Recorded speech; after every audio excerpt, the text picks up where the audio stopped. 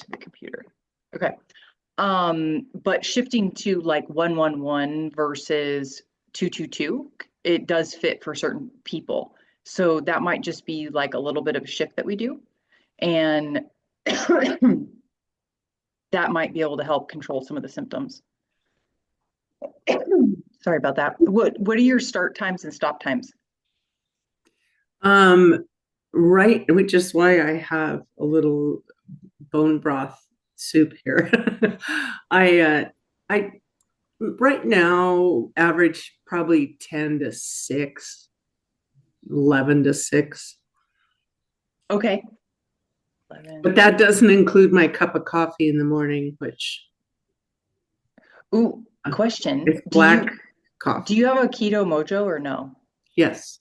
Okay. And then have you played with testing? Now that you were speaking, I recall now that I was supposed to do You that know what? with my We coffee. were I'll take okay, a so note. it's totally in my slides this week. So we're gonna Okay. talk about that. And let's do some testing and play with that. And and then I would be real curious. So like when we talk about this, but it'll be I will want you to do so coffee, I'll have you test before you have the coffee and then 30 minutes post. And then I want you to test when you break your fast.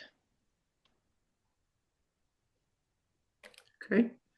And that'll just give me some really good data uh for is coffee breaking your fast, and that can be with cortisol. We're going to talk about cortisol tonight. Oh, um good. we get some stimulations from cortisol, so sometimes certain people are more reactive to coffee than others, and that's where we get the difference between those who can have coffee and those where it's not really serving us. And sometimes if we move our coffee back 90 minutes from when we typically have it, although that feels like a struggle because we're using it to get us up, right? You Um, mean later yeah, or so earlier? so the idea is just having it later because when you wake up, you get a cortisol spike, right? So that cortisol raises by 50% over the next 90 minutes. So if I have you have your coffee at the end of that 90 minutes, then you're not getting a cortisol spike on top of your cortisol spike that could be heightened. Hmm. So that's a way to kind of remedy. So you still get coffee. We just kind of push it back a little bit. And not everybody has to do this, but certain people were a little bit more sensitive to a stress response, and that's okay. So that moving that just a little bit back, it helps mitigate that. So we'll talk about that a little bit more in depth. So I'm writing down everybody's time so I kind of know I can get a feel for everybody. Um, Sheila and Christine, I'm a 12 to 6 girl. 12 to 6. Okay. And Christine, I usually am trying to do 12 to 6, 11 to 6. have Um, have you tested at all? um, yes, I've been testing before I eat lunch. Hmm. But I get a little confused on when to test in the morning because of course my glucose is always a lot higher in the morning. So I don't know how long after I wake up I should take. Because I kind of get up and I get going, and I get out the door. Like there's no chill time. There's get up, get ready, out the door kind of thing. So Are you coffee person? No coffee. I do decaf, but I don't do it. I get to work about 7, so I'm probably drinking coffee maybe at 7:30. And when are you up? But it's decaf, and I'm up about 5 Okay. a.m. So And this all matters because our natural circadian rhythm against what we're forcing it to do is it can change the way our body responds to certain things. And so sometimes, if we're not meant to wake up, our cortisol can be lower than we really like it to be. But it also, over time, can have a heightened response because it knows we got to go. And so it starts to have this kind of over responsiveness. So I'm glad that when you get up, you actually wait. And even though you're having decaf, in our decaf coffees, we typically only have about, say, like 60 grams of caffeine, maybe sometimes 50. But we have a little bit of caffeine in there, but it's much less than our typical caffeine. But it's so then what would be fun? So have you checked it like right when you wake up?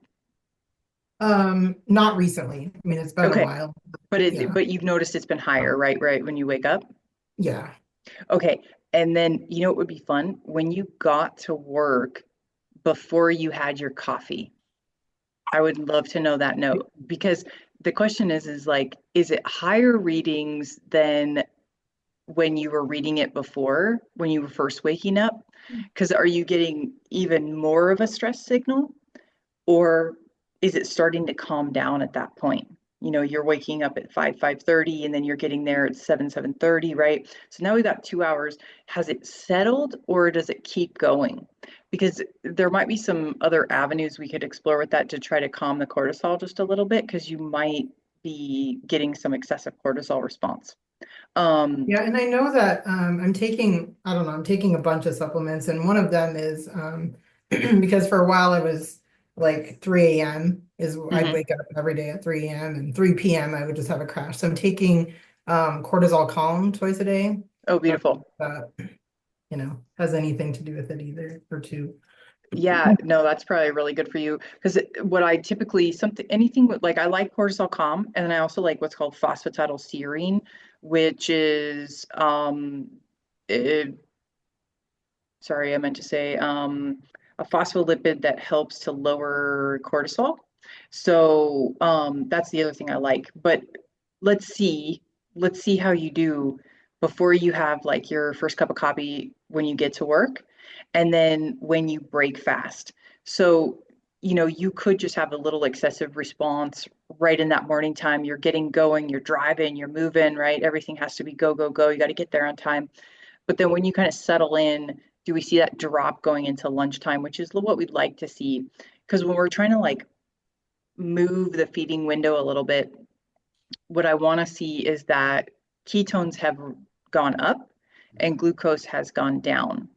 And so if we're starting to see glucose raise and ketones lower, do we need to eat a little bit sooner because is there a stress response, or could we potentially push it out a little further and see if ketones continually go up? So that's where we get to play with this kind of personalized window. And we're going to talk about that more in depth tonight.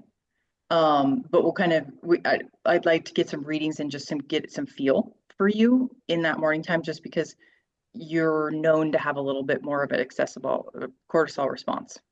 Well, So, then can I ask a question about coffee too? So yeah. with the coffee, I always have MCT oil in it. And some days I'm drinking it in 30 minutes. Other days I'm drinking it in like 2 hours. Like, does that Mm-hmm. kind of play a role in any of this? That's usually if we don't get a response to coffee, we can have more of a delayed, intake of it if we're not really getting a high cortisol response or a lowered ketone response from it. So it's okay to be more kind of sipped. It's where if we were to say like have a smoothie that is going to give us some carbohydrate and we know we're going to lose some of that, I don't want you to drink that over like a 2-3 hour period. I want it to just be in and done versus, like a coffee, like chugging a coffee. Yeah. Makes sense. Because we, most of the time, if we have some MCT and some heavy cream or something in it, we will typically get a lower glucose and a higher ketone.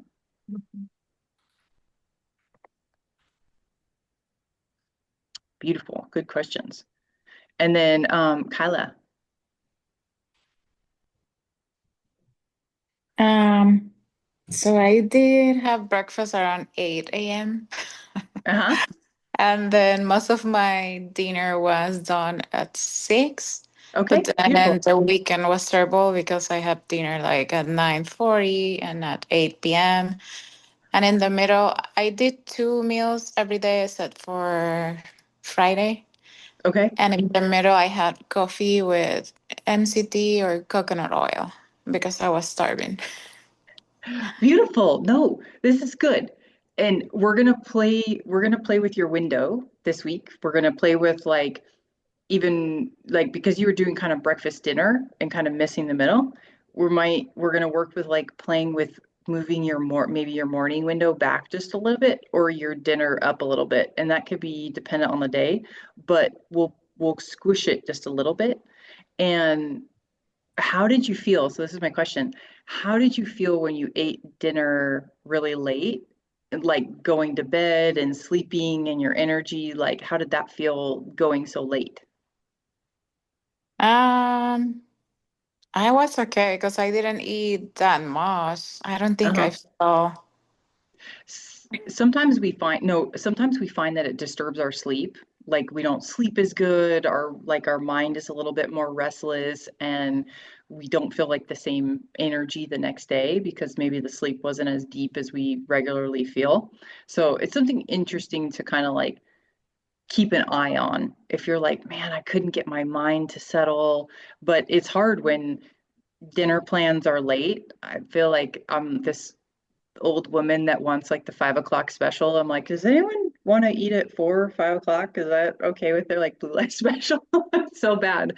But I will say over time, I've seen that when I stop earlier, my sleep is so much better.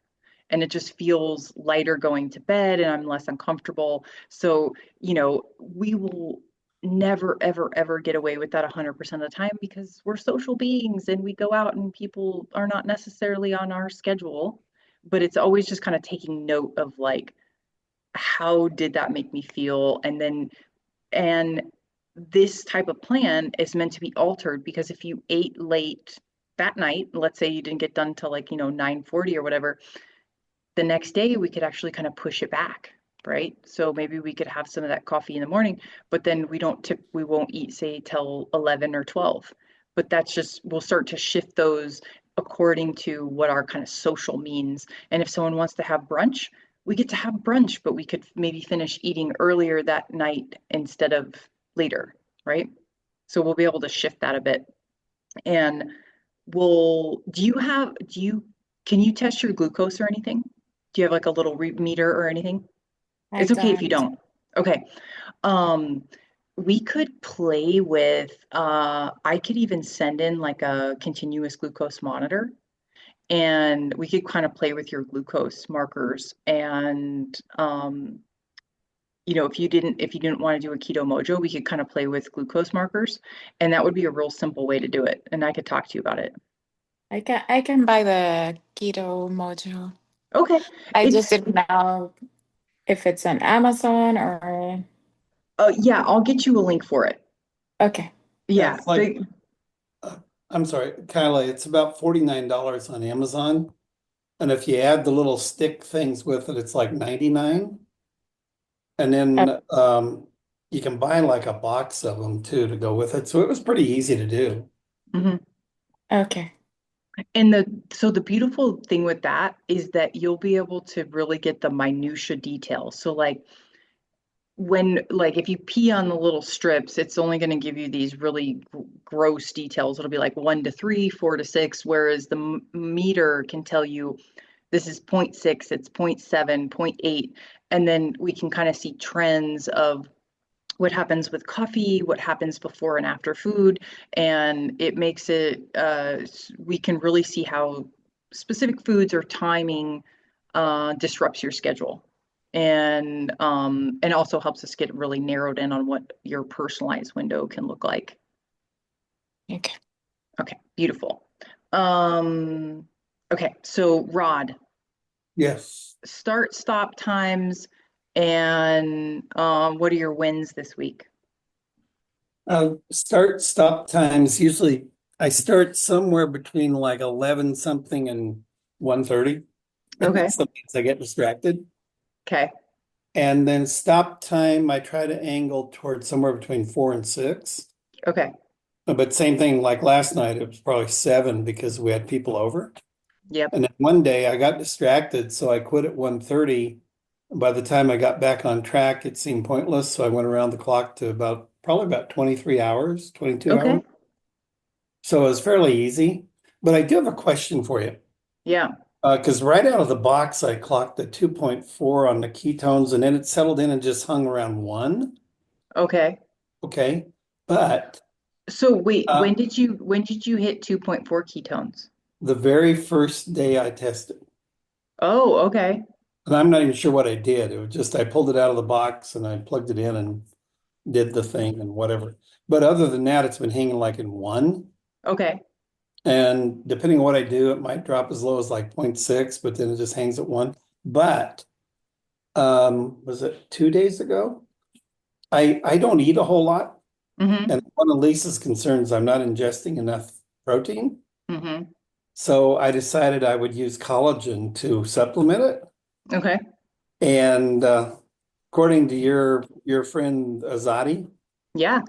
it has I forget what it says it has in it. No, I don't have it. For some reason, their Zoom's acting weird, so I'm gonna leave the video off. Hi, Maria. Hi. Lisa, I We had the don't get video to off. see you. He doesn't have his video on. Well, I might try it one more time, but it's been whacking out. Nope, it Oh. worked. It Look works. at you. I finally had to reboot the whole machine Hi, honey. because Zoom was wigging it out. But anyway, so here's my question. So I use the collagen thing. It's a good way to bump up the protein. Completely knocked me out of ketosis. Oh, And then I okay. looked up and I think your buddy Azadi said it's because it has a bunch of amino acids or something. And that would knock me out. Mm-hmm. And boy, did it. Like for the whole day. I was just out of luck.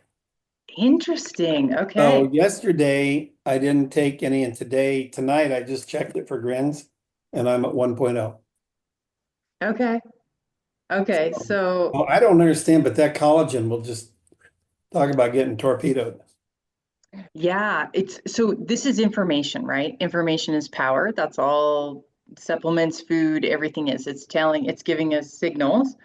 And one thing we're going to talk about tonight is if you're not in ketosis, like if we're not hitting at least 0.5, then that tells us that maybe we have a little bit too much protein, or we're having stress responses, or our carbs are not cut enough. So when we're looking, because protein, right, gluconeogenesis, so stealing from muscle or protein can increase glucose, and that's a natural response. And so for you, that collagen took you up over your response rate. And Oh, so that's how you had the signal. You were upregulating gluconeogenesis, and amino acids are great. I mean, they're the matrix for muscles, and they give us brain function and gut function and lots of things. But for you, that upregulation was a little bit too much. So it kind of pushed you past the bar. And, it could be fun, instead of like having a full scoop, if you had a half a scoop, would it do the same thing? yeah, I don't know, but it was like game over. Just Yeah. And Yeah. the more we do this, that might not be the case. So like I was kind of telling you about my exercise, about how many carbs I could have before I cycled to stay in ketosis still.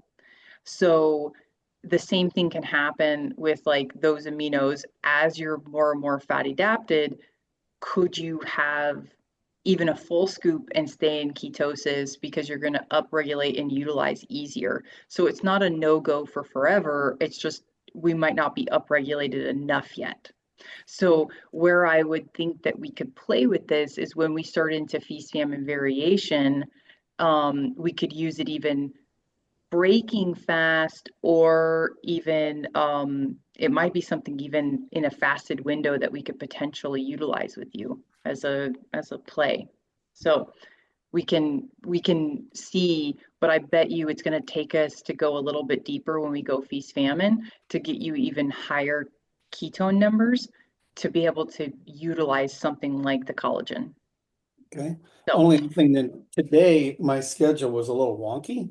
mm-hmm, So I did, the 2-2-2 thing. mm-hmm. I did 2 of the 2s, like first thing this morning when I was having coffee. And it didn't seem to bother anything. So question, if you're in a fasted state and you take the 6 tablespoons of fats Mm-hmm. you're recommending, is that kind of benign? Because it doesn't seem to do much of anything to me on the ketosis. Oh, so it doesn't make your ketones higher. Well, it doesn't seem to make them lower either. It just doesn't Oh seem, yeah. Oh, that's fine then. That's fine. I mean, does Mhm. that qualify as an eating window if I do that? Technically, if it doesn't drop your ketones or raise your glucose, it's not technically breaking your fast. Okay. Because it was So, just easier to get it done this morning because I knew what my schedule was uh-huh. and didn't seem to have any effect. Yeah, beautiful. So, oh, Good. last thing Lisa wanted me to ask you. When I go to Orange Theory, when I get back, my ketosis seems to be lower. That we're going to talk about this is your stress response, is your cortisol. Okay. Yep. Yeah. You know what's funny is, Lisa, I looked down at your dog and I thought it was a monkey for a minute. Like, This is Chewy. doesn't he look like He's a a little monkey? Pomeranian. Yes. No, but the way his eyes, he looked like one of those little monkeys. And I was like, oh my gosh, does she have a monkey? I'm really excited. I need to meet You this would think monkey. I might. I know. That's why I thought maybe you had a monkey. Hey, Maria, don't give her any ideas, okay? I'm sorry.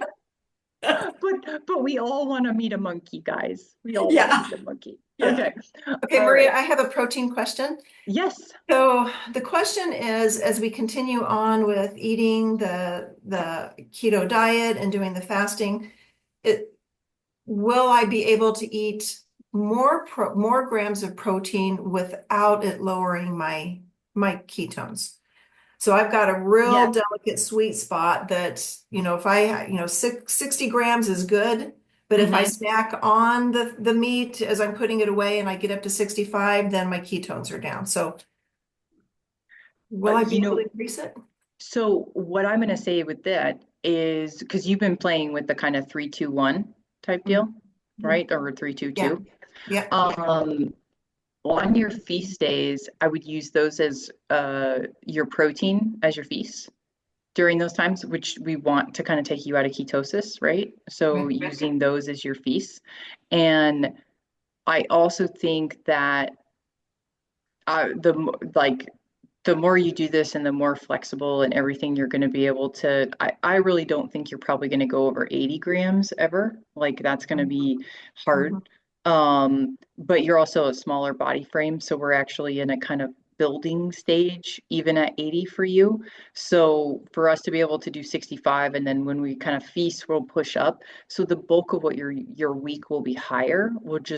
We can just push a little harder on those feasted days. Feasted days. Okay. Yeah. Okay. Thank you. All right. I'm going to share my screen.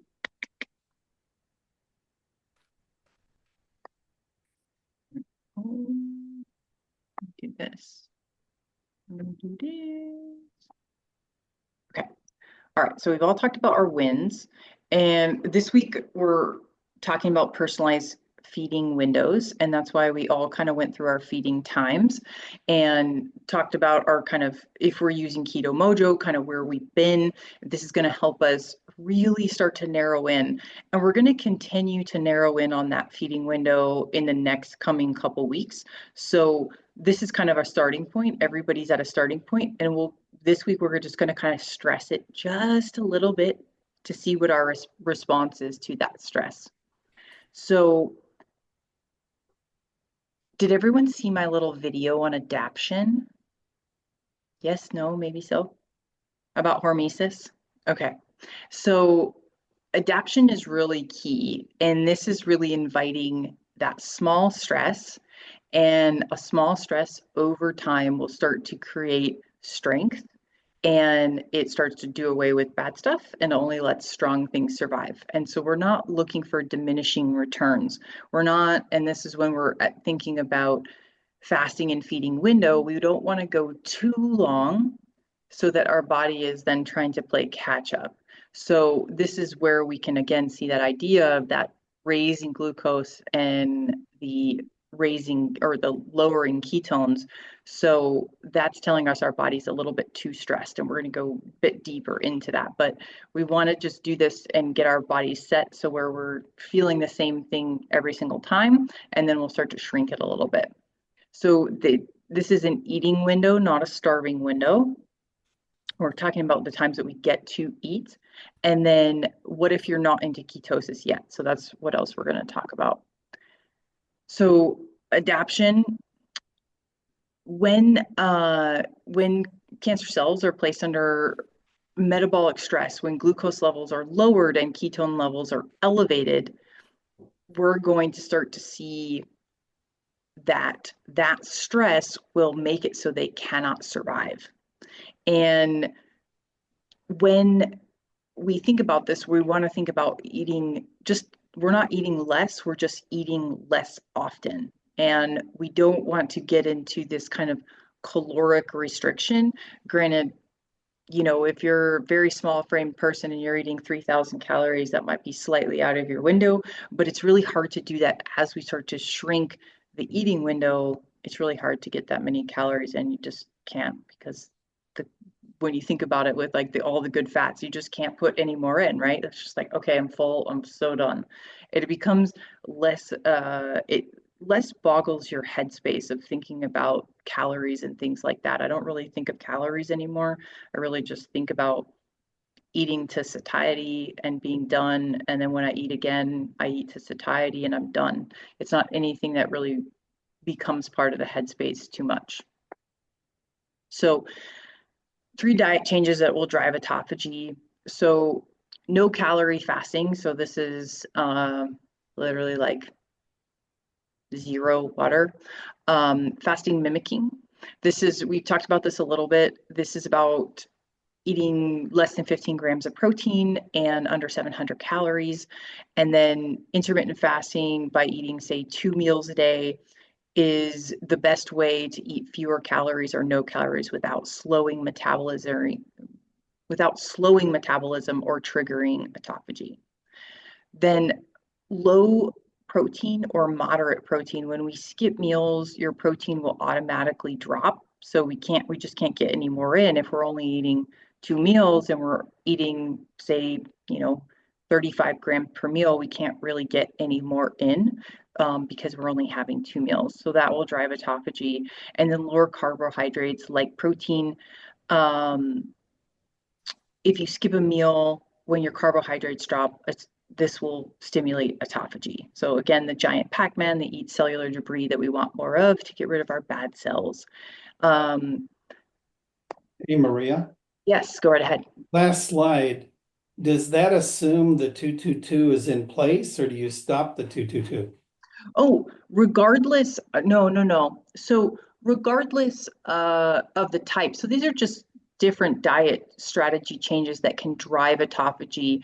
So if we were to say we're on a moderate protein or even a really low protein diet, that will drive autophagy. So under 15, 25 grams, that's going to drive autophagy. If we have really low carbohydrates, that will drive autophagy because it's going to stimulate the upregulation of fat for fuel versus carbohydrates. And the same thing if we were to do like a fasting mimicking or a low calorie.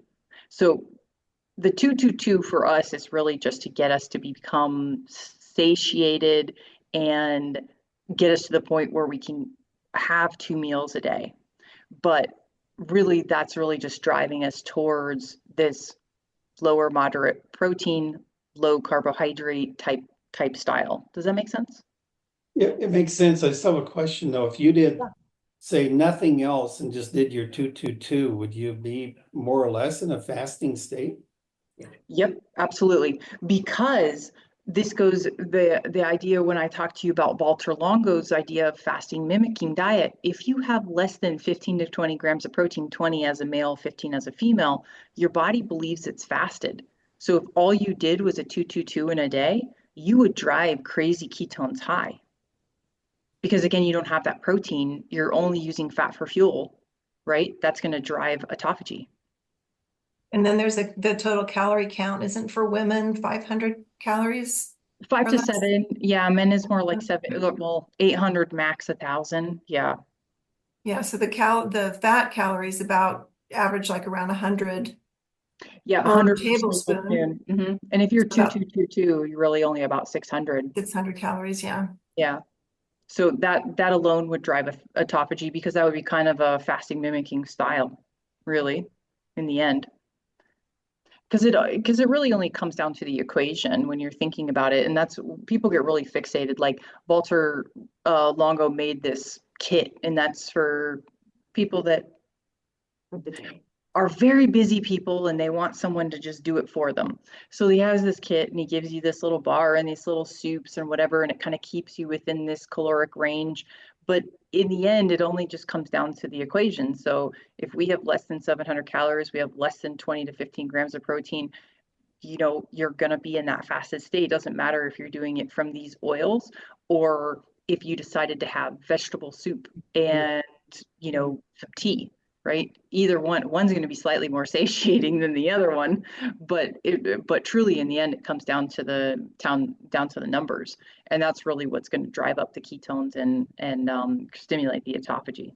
So, and that's why I have like the DIY style for people during a fasted week of doing something like a fasting mimicking. And I've created this kind of DIY. I've made it so, you know, you can pick from these things that you like and disregard these things. And, you know, if you're satiated, you don't really need to push more. Sometimes I find that when people do the fasting mimicking, they find that it's actually too much food versus not enough. They've already feel satiated with what they've had, so they actually could do with less than what's given. Okay, so daily intermittent fasting. So we have started with 3 meals, no snacks, and then some of you are at 2 meals, no snacks. So we are in this progress, and this is where we're going to try to perfect it just a little bit more. And we're going to be between this kind of, and everybody will be a little bit different. I know, Kylie, you're at like a 10-hour feeding window. And what I would love to play with a little bit, and again, sometimes work schedules and when you can get things in can be tricky. But I would love to play like with Kylie, I'd love to play with like 9 to 6 to get you into that kind of 9-hour realm. Or if it worked better, like 8 to 5, but somewhere in between there, just squishing it just a little bit. But we're all going to kind of play with this and see what our numbers look like. If you can only make 12 hours, so let's just say 7 a.m. to 7 p.m., that's absolutely okay. We will start to play with this to where we push you to where you're like 7 a.m., 6 p.m. And this is something that we'll just create gains on as we see your numbers can tolerate this. So when someone is thinking about muscular gains and wanting to build muscle mass, we keep someone between a 14 and a 16-hour fasted window because that's where we stimulate the most amount of growth hormone. So on your feeding window, your 6 to 9 hours is where we kind of keep you to get that growth hormone. So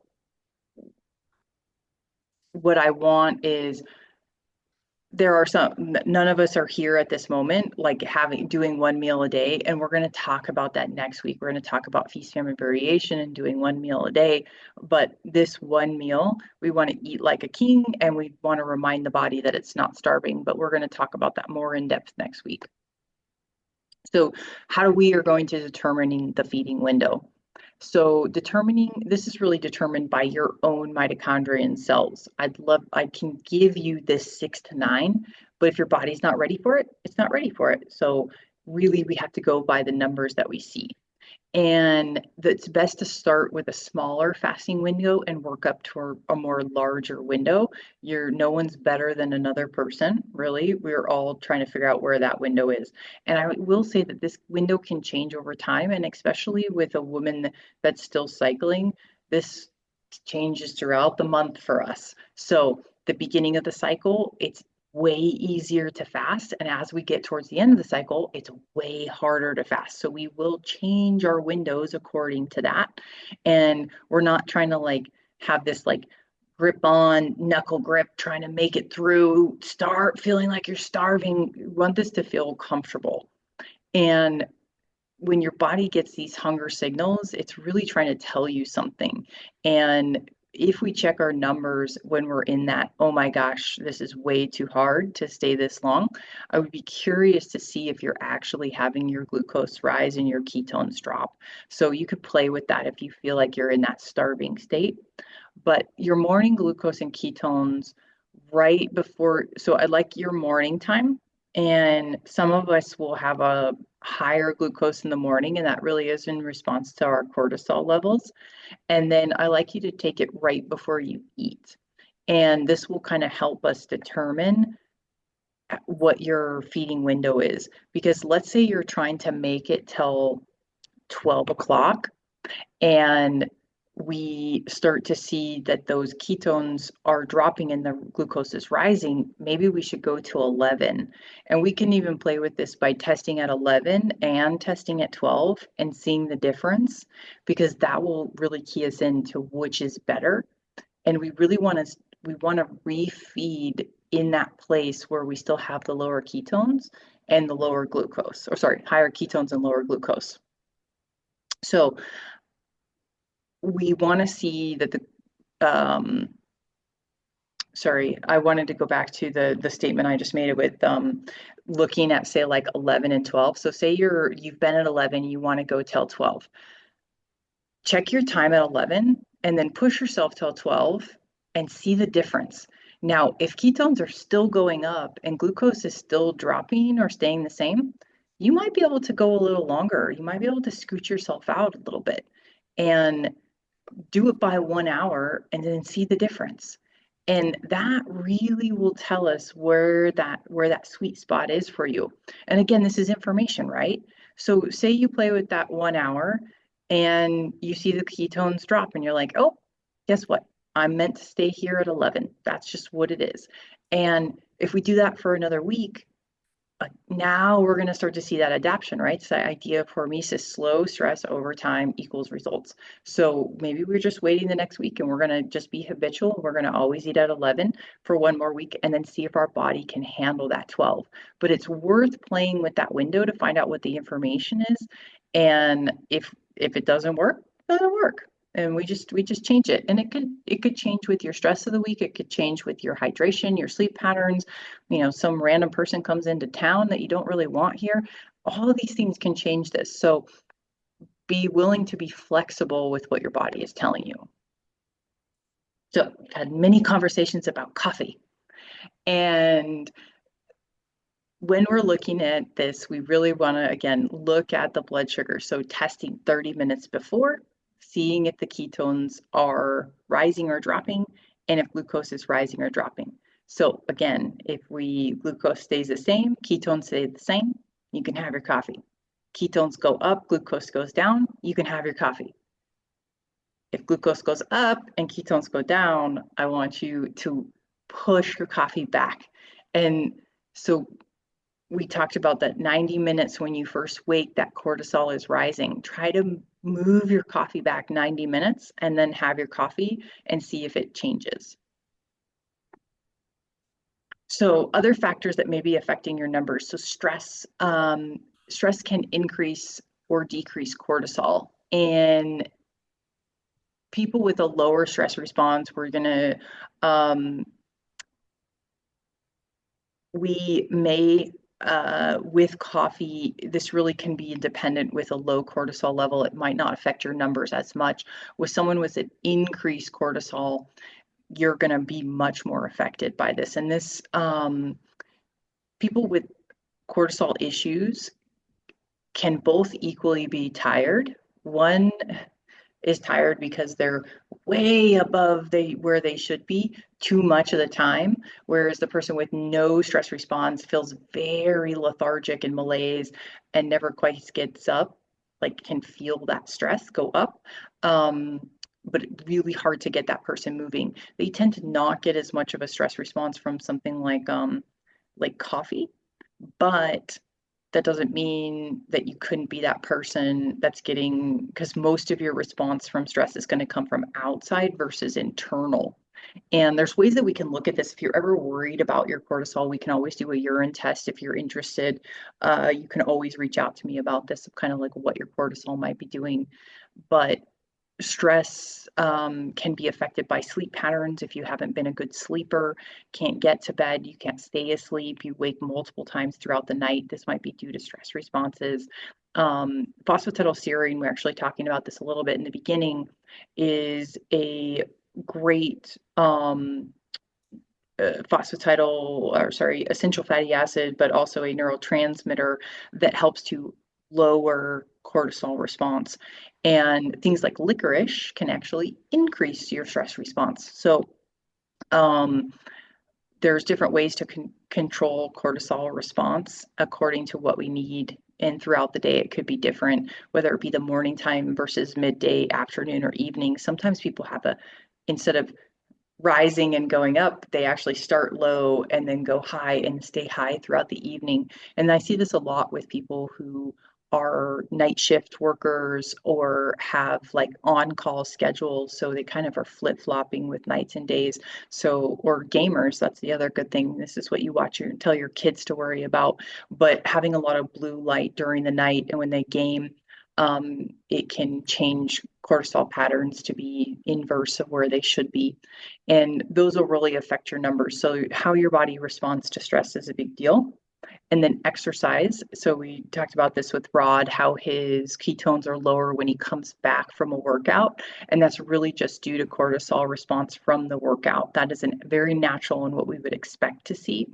We don't want to expect to see that for, say, 3 hours post the workout. We really want, you say 45 minutes, you're going to have that stress response post workout, but then it should resolve and you should come back to normal. So that's something you could also look at is post workout, and then say 45 minutes to an hour post workout, has that resolved? If it hasn't, then maybe we also need a little bit of adaptogen support. So there's things like ashwagandha, rhodiola, shishandra that we could play with that stress response. So staying high too long post. And then other factors that may affect your numbers, too much protein. We talked about this with Sheila. She's a kind of sweet spot around 65 milligrams, or 65 grams, sorry. But everybody's is going to be a little bit different. And this is where we can play a little bit. So if you're noticing that your ketones is staying like 0.6 every day, and you're like, man, why can't I get that up? Change your protein by about, say, 10 grams and see if you start to see all of a sudden now you're 1.5 on your ketones, and that'll tell us that sweet spot of where we need to get to with the protein. So what I had put out in the beginning is, 30 to 40 grams per meal. If we're doing, 2 meals, we can start, or 2 meals a day, or say 25 per meal if we're doing 3. But that is really a rough estimate, very different for every single person. And this is where we get to kind of perfect where that protein may be. So Maria, another thing that telling on myself that increases the glucose is pain, internal pain. So I did very keto food for Super Bowl, although it was things that I should not have eaten. There was dairy and nightshade in it, and I took like 3 or 4 bites of it, and my stomach bloated and had quite a bit of pain. And my I'm wearing a glucose monitor, and it went up about 50 points from a cheesy dairy protein thing. Yep. So just, yeah, pain does it too. Yep, pain absolutely does it. And there's a lot larger response from pain than people realize. And we can within like dairy, there are milk sugars that can come across. Some people respond to milk sugars more than others, but the response from pain from, whether it be, from your back or your shoulder or, it all matters. Yeah, pain absolutely matters. Diet variation is key for mitochondrial health, and we're going to start to work on that more next week, where we put in feast famine variation. So you're going to see, regardless of what your numbers are this week, you're going to see that they're going to propel even higher next week when we play with our feast day and our famine day. So don't try to get too on yourself if you don't feel like your ketones are high enough this week. You're absolutely going to see yourself drop in when we have your feast day and your famine day. And then test and reassess your window. Again, this is all learning, right? We're just learning where these sweet spots are. So test, retest. And if you're going to eat at 11 and you decide you're going to move it till 12, check your numbers at 11, check your numbers at 12, and see, maybe I could have moved that to 1. Like, we get to play with that, or maybe we need to stick with 10 a.m. versus 11. Maybe there's a difference between that. So again, test and reassess. So choosing your 10-hour window and shorter if you want. And this we can just play out like Lucy's going to be, she's between 11 and 6. Although, Lucy, I would play with one day where you test it at 10 and then 11 and look at your numbers, and then a day where you test it at 11 and 12, and just see if you can narrow it at all, or if that is perfect, or should you be eating at 10. Play with that just a little bit this week as just an experiment. And the same thing, like Rod, I would be interested, you kind of eat anywhere between 11 and 1:30, but it would be fun to test at 11 and then test at 1 and see if there is a difference in your ketones and your glucose between those 2 times. And if your body is really pushing more ketones towards 1 o'clock, then maybe you're really, that kind of divine timing for you is 1. But if the ketones aren't going up, maybe that more divine time is, say, noon, and you should be more conscientious around noon and just, kind of set an alarm to rope you back in. And so that's where I'm saying, like, play with this just a little bit this week and be curious. And then we can, if we see in the next couple days where that little sweet spot is, we'll just be scheduled about that time to give ourselves that ability to acclimate with that hormesis. So really kind of settle in with that. Question for you, Maria. Yeah, How long absolutely. after eating should I do the test? Say that one more time. How long should you wait after you eat to do the test to see your ketones? Oh, but I'm gonna have you test before. Oh, before? Yeah, I'm gonna have you test. So you typically go anywhere between 11 and 1:30. So I want you to test at 11 a.m., like set your alarm for 11, and then test again at 1, but don't eat till 1, like after you do that second reading. And if your ketones are higher at the 1 and glucose is lower, then that tells me your body's not stressed during that fasted state. But if the ketones are lower and the glucose is higher, that tells me you should eat before 1. Okay, question for you there then. 11 o'clock is about 45 minutes after I finish my workout. Okay. Would that skew it? Oh, yeah. Okay, so maybe we test like 11:30. So give myself 2 hours? Yep. Okay. Just so we can see if that stress, like, we want to make sure that stress response is gone. Okay. Sound good? So we'll do like 11:30 and 1, and we're just going to see the difference between the two. Okay. Okay. All right. So if your ketones are still not above 0.5, so what we're going to do is we're going to look, we've talked a little bit about this, but I'm going to start with number 2 first, but too many carbs. So let's say you're having 50 carbs. We could lower that to 40 or say 30. That might be the one thing that's keeping you. And many times what happens is we need to get the carbs low enough to start creating the ketones, and then we can start elevating the number of carbs. But we might have to be really strict in the beginning. And I remember Sheila had to be super uber strict, like, 10, 15. I think Sheila was like at 15 or 20 carbs for quite some time. The more keto adapted you are, the more carbs you can put in. The more exercise you do, really, the more carbohydrates you can have. But if we're still not in ketosis, we may have to drop the carbs down just a little bit. Electrolytes may not be in the best spot. So us putting in electrolytes, whether it adds salt to your water or using like the LMNT we talked about last week. So really, or magnesium is another really good one to add in. If our electrolytes are dropped, it may keep us from getting deeper into ketosis. And then the feeding window may be a little bit too long. And we may need to shorten that up a little bit to get you deeper into ketosis. And then we've talked about too much protein. So if we're not in, let's say we're having 70 grams of protein, we could move that to 60 and just try to be calculated just so we can find that little sweet spot for you to get those ketones up.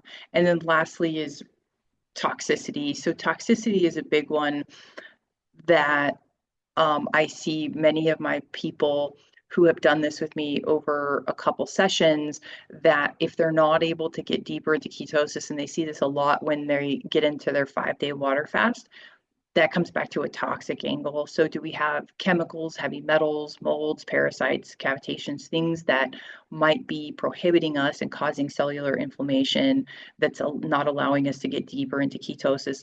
And so this is a really good idea when we get into the more fasted time that we might want to use the fasting trio. So over the next couple weeks, if we don't see your ketone levels rising when we go into the 5-day fasting mimicking or fasting, whatever we choose for that we may want to use that fasting trio to really help us to help mobilize some of the toxic element that's going on. But that's one of the reasons why many of us can get deeper into ketosis, is really just about the inflammatory mechanisms that happens with toxicity. So eating in small windows causes hormone sensitivity, increased fat burning, and increased autophagy. And we talked about the 3 different types of ways we increase autophagy, whether it's dropping protein levels, dropping carbs, or being in a caloric deficit with something like fasting mimicking or complete calorie deficit. So this gets our body using, our body is getting used to going longer without food, and we are wanting to utilize our body's energy fat storages as our fuel source. This is just your simply kind of grocery list, looking at what it could look like with our 2 meals a day. Remember, when you're eating well. These aren't meant to be restricted times. We're getting our 2-2-2s within these 2 meals a day. And we're getting, good moderate protein, good healthy fats in those windows. These really should satiate you in between. And if we don't feel satiated in between these 2 time slots, think about, could I have done something different with my fat or my protein to make me more satiated? And sometimes this is just an adaptation period where if we're used to eating multiple times a day, the body gets natural internal triggers, and it says, oh my gosh, it's 11 o'clock. At 11 o'clock, you always go to the break room and you get a coffee and you grab those cookies. And I really think that you should do that because it's 11 o'clock. So we have these little internal cues. And the more that we don't do these internal cues and we're satiated with good fats and proteins, those cues will start to diminish. So you won't get those same responses, and really you'll start to rely on these like 11 and 6 type of cues that will come through. So that will start to shift, but you have built this circadian rhythm in your body, and sometimes it's harder to unwind. And I've told this story before, but when I used to work in the operating room, really typically the times that I could eat is I would be running between hospitals and it would be in my car and I would have my lunch bag. But every time I was in my car, I would be grabbing something because I could go into like a 4-hour surgery, and then I wasn't going to have anything until, I'd have like a 45-minute window that I could go into another 4 to 6 hour surgery. So it was like the only time would be that little time in the car. So then I started conditioning myself that every time I was in the car, I needed to eat something because that was going to be my thing, right? So I conditioned myself to every time I was in the car, I would eat. And so I had to get away from those cues. And now I typically never eat in my car and I don't have those cues anymore, but it was something that I conditioned myself. So you'll see those natural things come up, and sometimes it's really not technically hunger, and the body is either telling you to drink water or take in some electrolytes, maybe some amino acids, something like that. And that is all you really needed versus actually having a meal or putting some type of calorie count in or sugar count in. So, you know, these cues will start to eliminate as we're more satiated with good fats and protein. So, it's really just your, okay. So this week, why can't I get my little cursor back here? Do that. There. Okay. So this week, I really want you to play with your numbers, write them down, and play with those time slots where you're taking your time zone. And then maybe, let's say we have that 11 to 6, we could check that sugar at 10, and then we can check it at 11 and look at the difference between the two. And then we could always play with what happens if I did it till 12, right? That's information. And doesn't mean we have to stay at 12, but it's information of like, oh, my body could do that. And that could give you some confidence of like, oh my gosh, I could do that. And it was good for me. Or nope, my body's not ready for that. And I'm going to stay right here at 11. I was absolutely correct. That was what I needed to do. So be curious with those feeding windows. And one is not better than the other. It's really just, again, information. Okay. Maria, I'm pretty steady at the 12 to 6 Uh-huh. eating window, but should I do the same test that you're recommending for the others to see if I could? I mean, I probably could, but is it beneficial for me to have just a Yeah. smaller eating window? So play with that. I want to eat Sheila, I would totally test at like 11, 12, and 1 and play. So are you having a stress response going a little bit longer? Or is it totally workable and doable? Like, does your body like it? Yeah, it definitely seems, based on the Keto Mojo, it definitely seems to like the 12 o'clock. Mhm. I mean, when I've got the 5.4 ketones and 55 glucose, Mhm.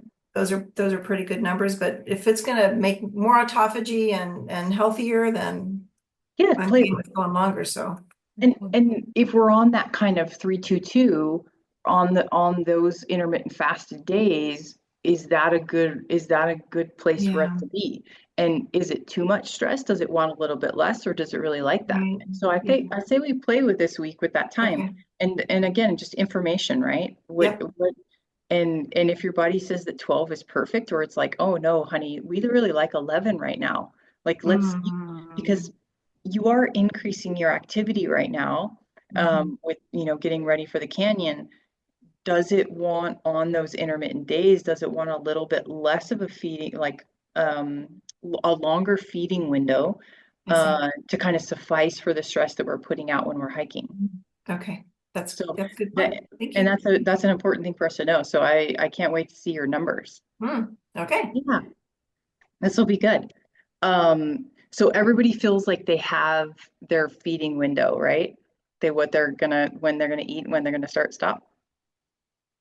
And then, Kyla, do you have any restrictions like with your work, playing with the 9 a.m. versus the 8? And I can try 9. It's just that I have to be there at 9:30, so Gotcha. Okay. No, and this is like that's your restriction, right? It's like trying to get in there and get moving, and that's hard. And are you like a 9 to 5er? I get home around 4:40. Oh, okay. So you typically are done around 6. Okay. So um we could let's play with like maybe like 8:45-esque, like just see if we can move it just a little bit. Okay. Okay. And then do you break at a specific time for lunch? And no. No. Can you break at any time if you want for lunch? Yes. Okay. So, the interesting thing will be, I would be curious to see if you get the Keto Mojo, like the numbers, and then could we get you to go to like a lunchtime versus starting at a breakfast? Okay. And that might be, yeah, that might be fun for us to kind of play with that, where maybe you take like an earlier lunch to see if we can move it. So like say we move it to like 11, but you take an earlier lunch, then maybe you say you would take a 1 o'clock lunch, but you took it a little bit earlier in the day and we could see how much your body likes that. Okay. So I test my glucose and ketones before I eat and then Mhm. after. Yeah, Okay. And it's 30 minutes after I eat. 30 minutes after you eat, yeah. Okay.